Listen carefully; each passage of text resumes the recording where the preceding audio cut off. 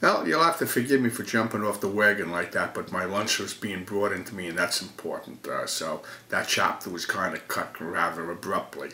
But getting back to Raceway with bowling against the Beeper, I bowled him a few times out in Raceway, and one time or twice maybe even bowled with my boy Douglas against him in a doubles match, and I tell you, an experience like you'll just never get into.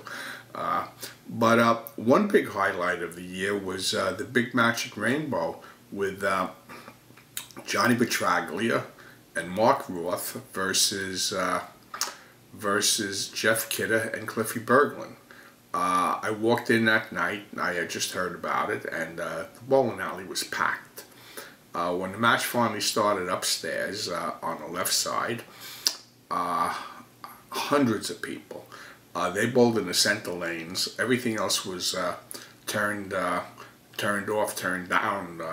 There was nothing happening except that match, that's for sure.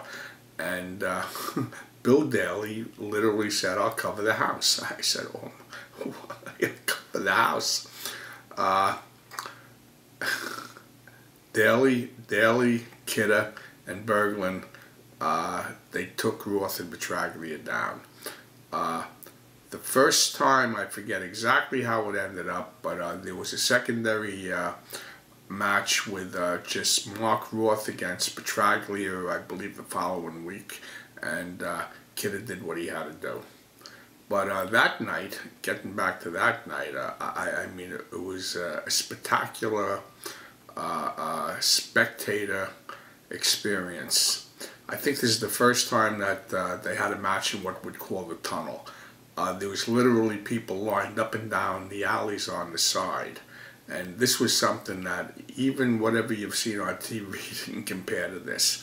Well, that night later on, I bowled Larry Starr downstairs, not realizing how good Larry Starr really was. I mean, pro caliber all the way. Tough guy. But we broke even after 6 games, and I was smart enough to pack it and say, nah, I really don't need this. So that was fine. It was just a great night, and we're gonna get going with the big night. Me against Bill Daly. Okay, next time around, you're gonna get the whole story. My match that I finally set up with Bill.